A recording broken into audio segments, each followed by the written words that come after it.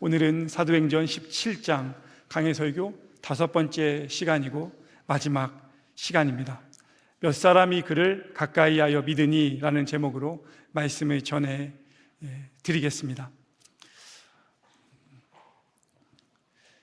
제가 오늘 설교 시간이 지금 좀 부족합니다. 그래서 지금 머릿속으로 이걸 어떻게 해야 하나 지금 고민을 하면서 설교를 해야 하는데 이런 말도 하지 않아야 됩니다. 바울이 아테네를 방문했을 때에 온 도시가 우상을 숭배하는 일로 가득 차 있음을 바라보며 격분합니다. 하지만 바울은 마음의 격분을 극단적인 방식으로 표출하지 않았고 유대 사람들과 이방 사람들을 만나서 토론을 하면서 예수와 부활을 전합니다. 어떤 사람들은 바울이 전하는 메시지를 듣고 무시했지만 어떤 사람들은 바울의 말에 관심을 가지며 그를 아레오바그로 초대하여 말씀을 요청했습니다. 그렇게 바울이 아테네의 유력 인사들에게 자신이 믿는 하나님을 소개할 수 있는 기회를 얻게 됩니다. 바울은 자신의 메시지를 듣는 청중들의 상황과 관심을 고려하면서 지혜롭게 복음을 전할 줄 아는 사람이었습니다. 우리도 그런 사람이 되어야겠습니다. 본문 28절은 바울이 그들에게 했던 말의 일부분을 이렇게 소개하고 있습니다. 우리가 그를 힘입어 살며 기동하며 존재하느니라. 너희 시인 중 어떤 사람들의 말과 같이 우리가 그의 소생이라 하니. 여기서 우리가 그를 힘입어 살며 기동하며 존재한다는 표현은 전통적으로 주전 6세기 시인이었던 에피메니데스의 말에서 유래한 것으로 알려져 있습니다. 이어지는 우리가 그의 소생이라는 표현은 바울이 너희의 시인이 소개했다라고 하는 것처럼 주전 3세기 시인이었던 아라투스의 시에 나오는 표현으로 이해를 하고 있습니다. 그렇다면 지식이 많았던 바울이 왜 굳이 아레오바구에서 복음을 전하면서 헬라 시인들의 표현을 인용했을까요? 이것이 바울의 지혜였습니다. 바울은 당신들이 누구나 알고 있는 헬라 문학 속에도 이미 하나님을 아는 지식이 드러나 있음을 소개하는 것입니다. 이는 바울이 아테네 사람들의 익숙한 문화와 익숙한 언어로 대화를 시도한 것입니다. 지금 자신 앞에서 말을 듣고 있는 사람들이 누구나 쉽게 이해하면서 동시에 공감할 수 있을 만한 주제로 관심을 유발한 것이기도 합니다. 만약 바울이 오늘 예일교회에 와서 복음을 전한다면 바울은 아마 자신이 어디서 들었던 한국의 속담이나 사자성어를 소개할지도 모르겠습니다. 나도 여러분이 잘 알고 있는 손흥민을 알고 있고 나도 K-팝을 좋아하고 나도 BTS의 노래를 들어봤다고 분명 말할 것입니다. 바울의 거룩한 목표는 그 사람들이 공감할 수 있는 언어와 그들이 관심을 갖는 주제에서 대화를 출발하는 것이었지만 하지만 그것으로 끝나는 것이 아니라 결국에는 복음의 메시지를 소개하는 것이었습니다. 바울이 그들의 관심사를 가지고 다가갔지만 헬라 시인들의 표현을 인용하면서 헬라의 철학이 최고라고 칭송하는 게 아닙니다. 바울은 사람들이 듣고 싶어하는 내용을 말하는 것에만 머물지 않았고 궁극적으로 하나님을 소개하는 데까지 나아갔습니다. 그렇게 바울은 우리가 하나님의 소생이고 하나님 안에서 살아가고 있음을 강조합니다. 이 표현은 29절의 말씀을 전하기 위한 도약판과도 같았습니다. 29절 말씀을 우리 같이 한번 읽어보겠습니다. 시작. 이와 같이 하나님의 소생이 되었은즉 하나님을 금이나 은이나 돌에다 사람의 기술과 고안으로 새긴 것들과 같이 여길 것이 아니니라. 아멘. 지난 설교들에서 당시 아테네는 온 도시가 우상으로 가득했다고 말씀드리지 않았습니까? 그러한 현실을 직시한 바울은 우리 모두가 하나님의 소생이기에 하나님을 사람이 만들어낸 우상과 같은 존재로 취급해서는 안 된다고 강조합니다. 하나님은 인간이 만들어낸 신이 아니라 오히려 인간을 창조하시고 우리의 생명과 우리 존재를 붙들고 계시는 분이라는 것을 외치는 것입니다. 팀 켈러 목사님이라는 분이 쓰신 거짓 신들의 세상이라는 책에 보면 우상을 아주 간단하게 이렇게 정의합니다. 하나님보다 더 중요한 게 우상이다. 당신의 마음을 하나님보다 더 많이 차지하고 있는 게 우상이다. 하나님만이 줄 수 있는 것을 주려고 하는 게 우상이다. 이와 같은 정의 앞에서 우리의 삶을, 우리의 마음을 잠시 돌아보지 않을 수 없습니다. 성도님들의 일상에서 하나님보다 더 중요하게 생각하는 것은 무엇입니까? 물론 여러분 중에 금이나 은이나 돌에다가 뭔가를 새겨놓고 그것을 신이라고 부르신 분은 아마 없을 겁니다. 속으로 나는 있는데 하시는 분 안 계시죠? 예, 그런 분은 없으실 겁니다. 그렇다고 해서 우리에게 우상이 없는 게 아니라는 겁니다. 지난 한 주간 여러분의 마음과 생각을 가장 많이 차지하고 있던 것은 무엇입니까?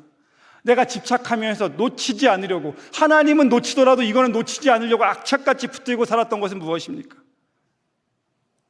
물론 예를 들어 유흥을 즐기거나 유튜브를 보거나 게임을 하거나 문화와 스포츠를 즐기는 것, 이런 것 자체가 잘못됐다는 말씀을 드리는 게 결코 아닙니다. 이러한 것들도 하나님이 우리 삶에 주신 좋은 선물이고 즐거움입니다. 문제는 그러한 것들이 우리의 마음에서, 우리의 삶에서 하나님보다 더 큰 자리를 차지하는 것입니다. 마치 아브라함의 삶에 하나님밖에 없었는데 하나님이 이삭을 선물로 주시는 순간 아브라함이 이삭에게 집착하면서 하나님을 향한 믿음이 희미해졌던 것처럼 말입니다. 우리는 인생에서 무엇이 더 가치 있고 무엇이 중요한가를 다 잘 알고 있습니다. 유튜브에 쇼츠를 끊임없이 넘겨보는 것보다 말씀을 읽고 묵상하는 것이 나의 영혼에 더 유익하다는 것을 모르는 사람은 없습니다. 유흥이나 게임이나 쇼핑에 집착하는 것보다 하나님 앞에 나아가 기도하는 시간이 우리의 영혼을 더 깊고 풍성하게 한다는 사실을 우리는 모두는 잘 알고 있습니다. 그런데 우리의 마음을 사로잡고 있는 여러 우상들은 우리로 하여금 그렇게 살아갈 수 있도록 그냥 내버려 두지를 않는 것입니다. 우상은 언제나 본질적인 것보다, 더 중요한 일보다, 더 영적인 일보다 전혀 중요하지 않은 일들을 아주 급하게 만들어서 우리의 눈을 돌리게 만듭니다. 마치 그거 없이는 도저히 살 수 없을 것 같은 착각을 심어주고 결국 우리의 가장 소중한 시간과 마음, 그리고 우리의 생각을 남김없이 뺏어갈 때가 한두 번이 아니지 않습니까? 그렇게 우리는 세월의 흐름 속에서 과거를 돌아보며 후회합니다. 하나님 보시기에 좋지 못한 삶으로 살아왔다고 후회합니다. 바울의 초점은 단순히 우상을 섬기지 마십시오가 아닙니다. 또는 나에게는 여러분이 지금까지 섬겨온 어떤 우상보다 조금 더 나은 신이 있다, 좋은 혜택도 있다, 후회하지 않을 거니 한번 우상을 갈아타봐라. SK에서 KT로, KT에서 SK로 새로 출시된 신제품 우상이 있으니 한번 이거 믿어봐라, 이런 제안이 아닙니다. 바울은 지금 사람들을 향해 가치 있고 의미 있는 삶이 있다, 헛된 우상에 매여있던 자리에서 돌이켜 살아계신 하나님의 품으로 돌아오라고 초대하는 것입니다. 사람이 만들어낸 우상을 붙잡는 헛된 삶을 벗어던지고 우리를 창조하셨을 뿐만 아니라 지금도 생명의 호흡을 붙들고 계시는 하나님을 온전히 바라보라는 권면입니다. 신학자이시면서 목회자이신 박용호 목사님이라는 분이 국민일보에 칼럼을 쓰셨더라고요. 그 칼럼에 이런 글이 있었습니다. 내 입맛에 맞는 하나님을 만드는 레시피를 찾아 헤매는 일을 내려놓아야 한다. 이 표현의 배경은 이렇습니다. 과학이 발전하고 기술이 발전하면서 우리의 삶의 모든 것이 편리해진다는 것입니다. 핸드폰에 클릭 한 번으로 내가 원하는 물건을 내가 원하는 시간에 원하는 장소에서 받을 수 있지 않습니까? 그렇게 모든 것이 빨라지고 편안해집니다. 한 번이면 가능합니다. 그러다 보니 신앙생활도, 하나님을 믿는 일도 간편하게 변한다는 거예요. 내 입맛에 맞는 설교를 내가 찾아 들을 수 있고, 내가 원하는 메시지를 찾아 들을 수 있고, 내가 좋아하는 찬양만 얼마든지 들을 수 있다는 겁니다. 이게 내 입맛에 맞는 하나님을 만드는 레시피입니다. 그거 찾아 헤매는 거 내려놓아라. 그러면 어떻게 해야 하는가?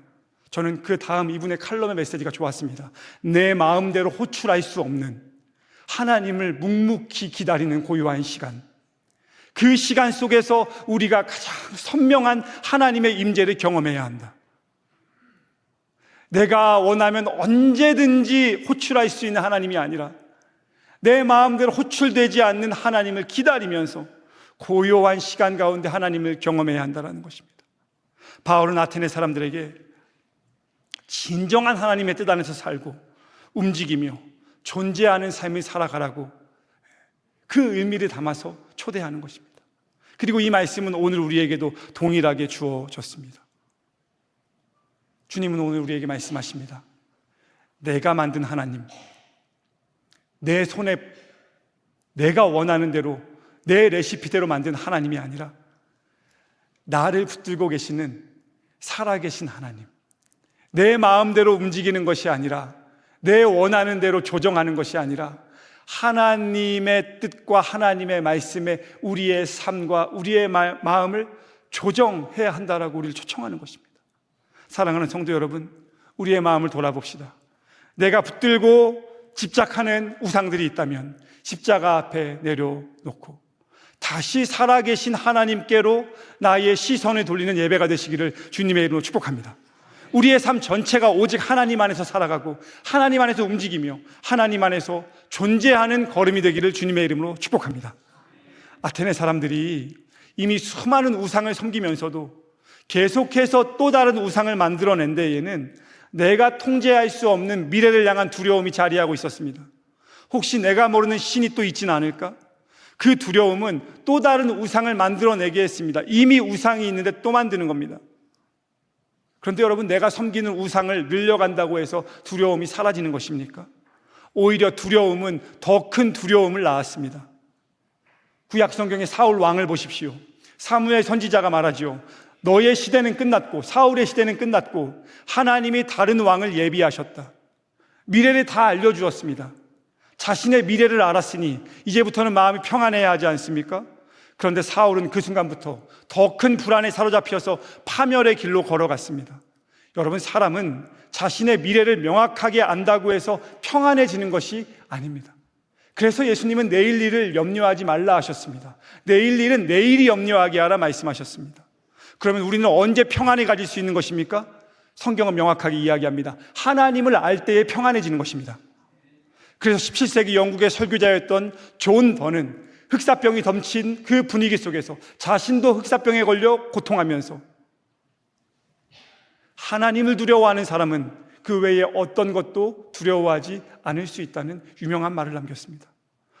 오늘 예배 가운데 우리에게 필요한 것은 미래에 대한 더 많은 정보와 하나님의 확신이 아니고 미래를 온전히 알고 계시는, 나의 삶을 붙잡고 계시는 하나님을 더욱 신뢰하는 믿음입니다. 다윗을 보십시오.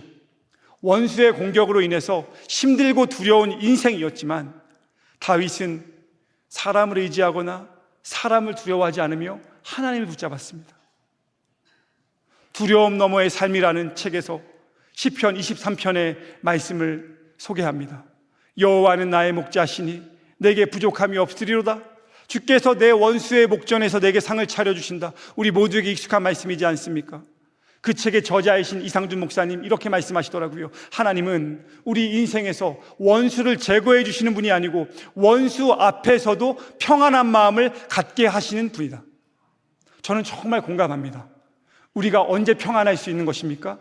하나님을 나의 목자로 삼고 하나님이 나의 목자이심을 진심으로 믿고 어떤 상황에서도 하나님을 의지할 때에 하나님이 우리에게 평안해 주시는데, 저는 이 자리에서 예배하시는 모든 성도님들이 내가 만드는 얄팍한 평안이 아니라 하나님만이 주실 수 있는 깊은 평안을 누리시기를 주님의 이름으로 축복합니다. 박영호 목사님의 칼럼을 읽다 보니까 제독 철학자인, 책을 좋아하시는 분들은 한 번쯤 이름을 들어보셨을 텐데 한병철이라는 교수님이 쓰신 신에 관하여라는 책을 소개합니다. 저도 몰랐던 책인데 그 칼럼을 읽다가 이 책을 읽게 되었습니다. 한병철 씨가 이렇게 말합니다. 신은 죽지 않았다. 지금 죽은 것은 신의 계시를 마주해야 하는 인간이 죽었다. 이게 무슨 얘기냐면 하나님은 지금도 변함없이 우리에게 자신을 드러내시는 하나님이시라는 것입니다. 계시하신다는 것입니다. 다만 우리가 그 하나님의 임재를 경험하기 위해서는 아까 그 칼럼의 글처럼 내가 만든 레시피를 가지고 하나님께 나아가는 것이 아니라 고요하게 기다리며 하나님이 찾아오시기를 소망해야 하는데, 하나님의 그 임재를 경험할 수 없을 만큼 내 인생이 너무 분주하고 너무 혼란하다는 지적입니다. 여러분, 우리가 하나님을 이전처럼 혹시 경험하지 못하는 것은 하나님의 문제가 아니라 내가 너무 분주해서는 아닙니까? 내가 너무 바빠서는 아닙니까? 내가 너무 간편하게 하나님을 만나려고 해서는 아닙니까? 다시 하나님을 의지해야 합니다. 여러분, 지금 부족한 거 있으십니까? 여러분 뭐가 부족하십니까? 돈이 부족하신 분 한번 손 들어보세요. 아니에요. 집이 없으세요? 돈이 없으세요? 건강이 염려가 돼서 건강에 문제가 있어서 힘드십니까? 관계에 문제가 있어서 고민하십니까? 뭐가 없으십니까? 없을 때는 어떻게 해야 합니까? 하나님을 의지해야 합니다. 성도는 없을 때 하나님을 의지하는 사람들입니다.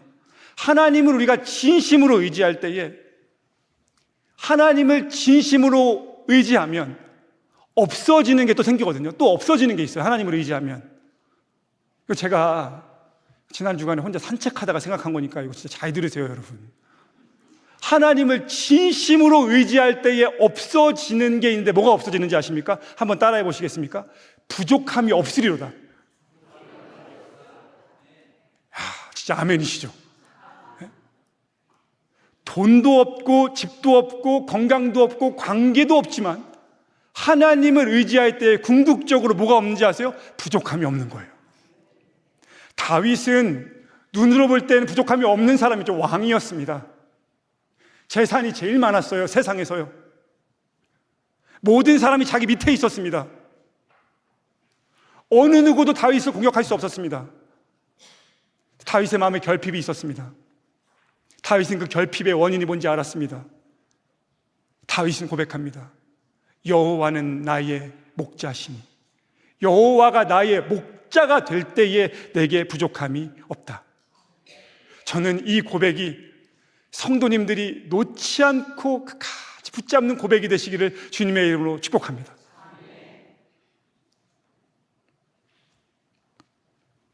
제가 전에 이 말씀 하면 또 시간 늦어지는데 부목사 사역할 때 그 신방 가서 이 말씀 드렸더니 아유 목사님 맞습니다. 부족함이 없습니다. 아멘입니다. 아멘입니다. 과일 드시면서 그래도 부족한 게 있지요. 그래도 부족. 그래서 우리는 하나님의 말씀을 계속 붙잡아야 되는 거예요. 계속 의지해야 하는 거예요. 정말 하나님이 은혜 주셔서 내 삶에 부족한 것이 없다는 고백이 나의 고백이 되기를 우리가 하나님을 의지해야 하는 거예요. 바울은 이어서 아테네 사람들을 향해 회개하라고 말합니다. 30절 말씀을 보십시오. 알지 못하던 시대에는 하나님이 간과하셨거니와 이제는 어디든지 사람에게 다 명하사 회개하라 하셨으니. 여기서 바울이 언급하는 회개는 지금까지 잘못을 인정하라는 차원이 아닙니다. 여러분, 회개는 지난 주간 내가 이것도 잘못했고 저것도 잘못했고 그것도 잘못했습니다. 주여 도와 주시옵소서. 그리고 그 다음 주는 어떻게 하실 거예요? 또 그거 하고 또 저거. 그러니까 회개는 그런 게 회개가 아닌 거예요. 회개는 생명 없는 우상에서 돌이켜서 살아계시고 참되신 하나님께로 돌아가는 게 회개입니다. 회개는 그래서 방향을 바꾸는 겁니다. 지금까지 내가 바라보던 것에서 눈을 돌이켜서 하나님을 바라보는 게 회개입니다. 우리가 예배를 드리는 이유는 회개에 있습니다. 그래서 예배는 하나님께로 돌아가는 시간입니다. 예배는 내 생각에서 하나님의 생각으로, 내 기준에서 하나님의 말씀으로, 내 뜻에서 하나님의 뜻으로 돌이키는 자리가 되어야 하기 때문에, 그래서 회개의 자리인 것입니다. 사랑하는 성도 여러분, 인간적인 생각과 나의 레시피가 만들어낸 우상으로부터 벗어나 하나님 안으로 들어오라는 바울의 권면을 기억하시면서 내가 만든 하나님이 아닌 나를 창조하신 하나님의 손에 언제나 붙들리시기를 주님의 이름으로 축복합니다. 그러면서 바울이 31절에서 중요한 말씀을 전하는데, 하나님께서 세상을 심판하실 날을 정해놓으셨고 하나님이 정하신 한 사람을 통해 세상을 심판하신다는 것입니다. 세상의 역사가 사람의 뜻이나 예측대로 흘러가는 것이 아니라 하나님의 손안에 있다는 가르침이기도 합니다. 바울의 메시지를 들은 사람들의 반응은 상반되었습니다. 32절에 보시면 그들이 죽은 자의 부활을 듣고 어떤 사람은 조롱도 하고 어떤 사람은 이 일에 대하여 내 말을 다시 듣겠다 하니, 어떤 사람은 바울을 비웃었습니다. 그렇다고 모든 사람이 부정적으로만 반응한 것은 아닙니다. 어떤 사람들은 바울에게 흥미있다고 하면서 그 말을 더 들려달라고 요청했습니다. 그런데 세 번째 부류, 또 다른 부류가 있었습니다. 마지막 34절 말씀을 보시면은요, 우리 같이 34절 읽어보겠습니다. 시작. 몇 사람이 그를 가까이하여 믿으니 다말이라 하는 여자와 또 다른 사람들도 있었더라. 아멘. 바울의 말을 듣고 조롱하는 사람도 있고 흥미를 가진 사람도 있었고, 세 번째 부류, 몇 사람은 그를 가까이하여 믿는 사람도 생겨났습니다. NIV 성경을 보면 믿게 된 사람들은 먼저 바울과 가까이서 교제하게 되었고, 그러니까 바울의 말과 바울의 표정과 바울의 삶을 옆에서 보게 되었고, 그 과정을 통해 믿음에 이르렀음을 보여줍니다. 단순히 한마디 말씀만 듣고 예수님께 나온 것이 아니라 바울의 행실을 가만히 지켜보는 가운데 그와 교제하면서 하나님께 가까이 나온 것입니다. 저는 이 마지막 절인 34절이 오늘을 살아가는 우리 그리스도인들에게 아주 중요한 교훈을 준다고 생각합니다. 바울처럼 누군가에게 예수를 전하기에 앞서 내가 먼저 누군가에게 신뢰받을 만한 존재가 되는 것이 중요하다는 것입니다. 그 일이 가능하려면 기영도 시인의 우리 동네 목사님이라는 시에 나오는 잘 알려진 표현처럼 신앙생활하면서 성경에만 밑줄을 긋는 인생이 아니라 나의 생활에 밑줄을 긋는 그리스도인이 되어야 하는 것입니다. 나의 말과 나의 행실에 밑줄이 그어질 때에, 우리가 복음을 가지고 누군가한테 이야기할 때에 나의 말과 행실을 바라보며 그 복음이 그 사람들의 마음 가운데 흘러가는 통로가 된다는 것입니다. 바울의 입술과 삶을 통해 복음이 전해질 때에 모든 사람이 똑같이 반응하지는 않았습니다. 어떤 사람은 조롱했고, 어떤 사람은 흥미는 가졌지만 반응을 미루었고, 어떤 이들은 마음을 열고 주님께 돌아왔다고 말씀드렸죠. 오늘 아테네의 청중들 앞에 놓였던 이 세 가지의 반응이 우리에게도 동일하게 주어져 있습니다. 말씀을 듣고 돌아서실 것입니까? 오늘도 그 말씀이 흥미로웠다고 생각하며 새로운 한 주간 내 마음대로 살아가시겠습니까? 아니면 바울의 권면의 마음에 새기며 하나님께 시선을 돌리라는 바울의 말씀을 깊이 생각하며 주님, 제가 더 듣겠습니다. 제가 주님께로 다시 돌아가겠습니다. 내가 주님과 함께 동행하는 삶을 살아보겠습니다. 나의 말과 나의 행실에 밑줄을 그으며 바울을 닮아가는 삶이 되겠습니다 라고 결심하며 그 삶을 하나님이 도와주시기를 소망하며 나아가시겠습니까?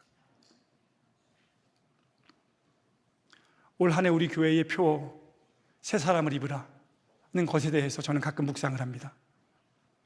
결국 그 삶은 하나님 보실 때에 균형 있는 삶을 살아가는 것이라는 생각을 해보았습니다. 저는 균형 있는 삶에 대해서 묵상을 할 때 늘 불현듯 체조 경기가 생각이 납니다. 여러분, 체조는 다양한 종목이 있죠. 그 중에서 평균대라는 종목이 있는데, 평균대 다 아시죠? 길이가 5m라고 합니다. 폭은 10cm입니다. 그 평균대 위에 올라가서 올림픽에 보면은요 70초에서 90초 동안 내가 4년간 갈고 닦은 실력을 보여주는 경기가 평균대입니다. 그 위에 올라가서 걷고 뛰고 구르고 회전하고 착지하고 멈추고를 반복하면서 나의 고난이도의 기술을 보여줄 때에 점수가 올라가는 것이고, 실수하면 점수가 깎이는 것입니다. 여기서 가장 중요한 건 뭔지 아십니까? 균형입니다. 얼마나 균형 있게 나의 기술을 표현하는가입니다. 그래서 평균대 경기에서 가장 큰 감점은 무엇이냐면 균형을 잃고 평균대에서 떨어지는 것입니다. 떨어지면 가장 큰 감점이 됩니다. 저는 개인적인 묵상인데요, 저는 저의 삶을 그리스도인으로 살아가면서 언제나 평균대 위에 있는 삶이라고 생각을 합니다. 예수 그리스도라는 평균대 위에 제가 올라서서 하나님이 나에게 주신 은사와 나에게 허락하신 시간과 나에게 주신 능력들을 가지고 내가 할 수 있는 최선을 다해서 하루하루 살아가는 것. 누구나 평균대에서 떨어질 수 있습니다. 2024년 파리올림픽 때 평균대 결선에서 유력한 금메달 후보는, 스포츠를 좋아하시는 분은 이름을 들어보셨을 텐데, 미국의 시몬 바이스라는 선수였습니다. 세계 최고입니다. 독보적인 금메달리스트입니다. 2024년에도 시몬 바이스가 금메달 딸 거라고 의심하는 사람 없었습니다. 그런데 너무 잘했는데 평균대 밑으로 떨어졌습니다. 그래서 5위에 그쳐서 메달을 받지 못했습니다. 시몬 바이스가 평균대 밑으로 떨어졌을 때 해설자가 이렇게 말했습니다. 아, 이게 평균대입니다. 무슨 말입니까? 누구나 떨어질 수 있습니다. 세계 최고의 시몬 바이스도 떨어질 수 있습니다. 여러분, 그런데 평균대에서 떨어졌을 때 떨어진 사람이 즉시 해야 하는 일은 무엇인지 아십니까? 다시 평균대 위로 올라가는 것입니다. 다시 평균대 위로 올라가서 남겨진 시간을 최선을 다하는 것입니다. 그리고 마지막 장면이 있죠. 착지하는 장면이요. 빙글빙글 돌아가지고 착지하는 그 장면이요. 저는 가끔 나의 삶을 압축하면 결국 예수 그리스도라는 평균대 위에 올라가서 하나님이 나에게 주신 시간들을 가지고 최선을 다해 살다가 때로는 떨어질 때도 있지만 다시 그 위로 올라가서 나에게 주어진 여정을 최선을 다하다가 마지막 나에게 허락하신 온 힘을 다해서 주님 앞에 서는 것, 그것이 하나님이 우리에게 주신 인생이지 않을까라는 생각을 해보게 됩니다. 사랑하는 성도 여러분, 비유이지만 우리 한 사람 한 사람은 하나님의 은혜 가운데 성도로 걸어가며 예수 그리스도라는 평균대 위에 서 있습니다. 그런데 어떤 성도님들은 평균대 위에 서 있는 것이 아니라 평균대 주변만 맴돌면서 그 평균대 위로 올라가지 않는 분들이 있습니다. 오늘 바울이 이야기하는, 흥미는 가졌지만 그 안으로 들어오지 않은 사람들이 그런 부류이겠죠.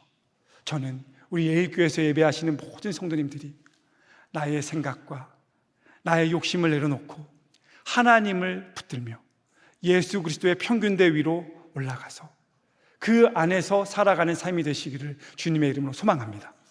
우리가 하나님을 의지할 때에 우리 마음에 있는, 우리의 삶에 있는 모든 어려움들은 물러가고 다윗처럼 여호와는 나의 목자시니 나에게 부족함이 없다라는 고백이 나의 고백이 될 것입니다.